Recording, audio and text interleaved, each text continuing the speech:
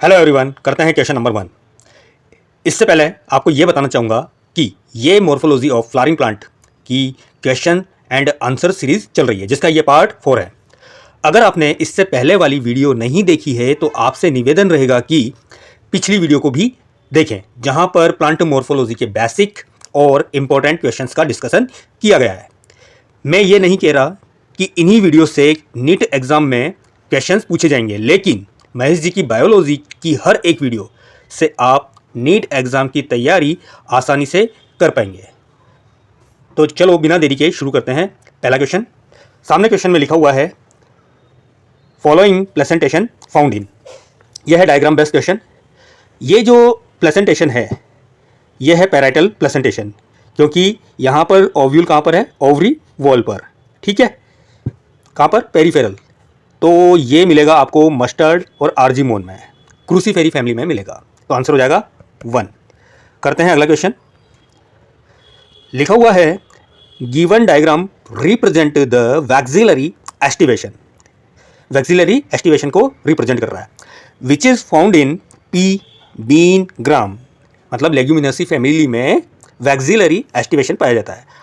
Identify the A B C. इस डायग्राम में ए दिया है, बी दिया है और सी दिया है। डायग्राम छोटा है तो थोड़ा बड़ा कर लेते हैं। ये है ए, ये है बी और इस तरह से ये सी। अब ए क्या है? ये होता है वैक्सिलम, या इसको बोलते हैं हम स्टैंडर्ड, वैक्सिलम या स्टैंडर्ड। दूसरा है विंग, ये है विंग्स, जो साइड में लगे हुए हैं दोनों क्या हैं? ये विंग्स। तो ए हो गया स्टैंडर्ड, बी हो गया विंग और सी यह है कैरिना। कैरिना।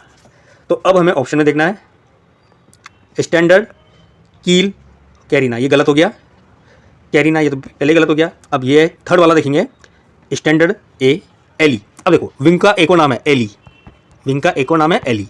तो बी हो गया एली, कैरिना सी हो गया, और कैरिना का एक और नाम है कील। कैरिना को क्या बोलेंगे हम? कील भी। तो हमारा आंसर हो जाएगा 3। याद रखने वाली बात है। चलो आगे बढ़ते हैं। Observe the following diagram and identify the inflorescence. देखिए इस डायग्राम में ये मेन एक्सिस जा रही है, ये वाली, और यहाँ पर ये जो मेन एक्सिस है वो टर्मिनेट हो रही है फ्लावर के साथ। तो इसका मतलब ये हो गया साइमोज। तो आंसर हो जाएगा 2।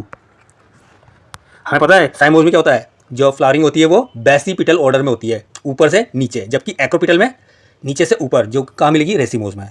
यह है साइमोज का। ठीक है, तो साइमोज हो गया जिसमें मेन एक्सिस फ्लावर से टर्मिनेट हो रही है और फ्लावरिंग का जो ऑर्डर रहेगा, मतलब फ्लावर ऊपर से नीचे की तरफ लगेंगे बेसिपिटल ऑर्डर में। बढ़ते हैं आगे। सामने लिखा हुआ है कोयर ऑफ कोकोनट। आपने देखा होगा जब हम कोकोनट लाते हैं तो इस तरह के फाइबरस जैसी स्ट्रक्चर निकलती है। तो इस क्वेश्चन में पूछा गया है कोयर ऑफ कोकोनट इज मीजोकार्प। क्या है वो? मीजोकार्प। याद रखना है। Which of the following is edible part of coconut. Coconut में हम क्या खाते हैं?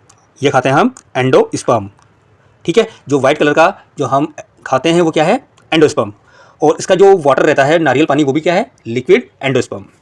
तो आंसर हो जाएगा हमारा 3। देखिए इंपॉर्टेंट क्वेश्चन है और हर साल पूछे जाते हैं किसी ना किसी फॉर्म में। अगला लिखा हुआ है root hair develop from the region of. ये रूट है इस तरह से, तो रूट ये तो है एपिकल वाला पार्ट, रूट एपेक्स। ये है मैच्योर, ये हो गया इलोंगेशन वाला रीजन, और ये है मैच्योरेशन फेज। फेज क्या?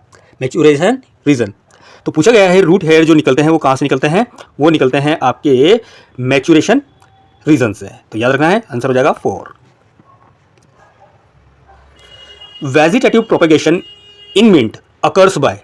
मिंट में जो वेजिटेटिव प्रोपेगेशन होता है वो किसके द्वारा होता है? सकर। सकर द्वारा। सकर क्या है?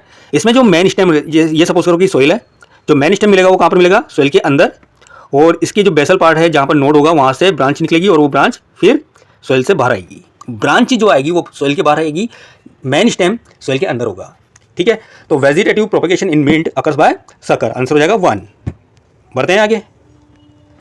Apocarpous gynoecium found in. Apocarpous gynoecium पाया जाता है। देखो एपोकार्पस गाइनोशियम का मतलब हो गया कि बहुत सारे क्या मिले? कार्पल मिले, और वो फ्री फॉर्म में हो, आपस में फ्यूज ना हो, उसको बोलेंगे हम एपोकार्पस गाइनोशियम। ठीक है, ये मिलेगा आपको लोटस में, रोज में, माइकेलिया में, मतलब all of the above. Answer हो जाएगा 4। ऐसे ही बहुत सारे कार्पल मिले और आपस में फ्यूज हो तो उस कंडीशन को हम बोलते हैं सिनकार्पस, जैसे कि आपको मिल सकती है वो पेपर में। ठीक है, बढ़ते हैं आगे। क्वेश्चन में लिखा हुआ है the placentation in which ovary is unilocular. Ovary कैसी है? Unilocular. Placenta develop at the base of ovary.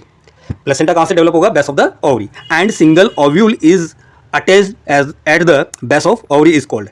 तो इस तरह का जो कंडीशन मिलेगी आपको देखने को मिलेगी बेसल प्लेसेंटेशन में। इस कंडीशन को हम क्या बोलेंगे? Basal placentation. और ये देखने को मिलती है सनफ्लावर मैरीगोल्ड में। ये एग्जांपल भी आपको याद रखना है। क्वेश्चन को रिपीट करूंगा।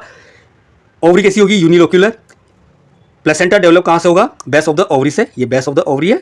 और single ovule is attached eight the base of ovary. एक सिंगल ओव्यूल ही होगा जो कि ओवरी के बेस से अटैच होगा। इस तरह के प्लेसेंटेशन को हम नाम देते हैं बेसल प्लेसेंटेशन। और ये देखने को मिलेगा आपको मैरीगोल्ड, सनफ्लावर। बढ़ते हैं आगे। क्वेश्चन में लिखा हुआ है try carpellary syncarpous gynoecium is found in flower of. Try carpellary, जब भी नाम आ जाए आंख बंद करके नहीं, आंख खोलकर आंसर लगाना है। लिलिएसी फैमिली में, ठीक है। ट्राई कार्पेलरी सिनकार्पस गाइनोशियम कहाँ पर पाई जाएगी? लिलिएसी में। तो आंसर हो जाएगा 1। इसी के साथ हमारी ये पार्ट 4 प्लांट मॉर्फोलॉजी का कंप्लीट होता है। अगर आपको वीडियो अच्छी लगी तो लाइक करें, शेयर करें, और अगर आपको कोई डाउट है तो कमेंट ज़रूर करें। चैनल को सब्सक्राइब करना ना भूलें। Thank you.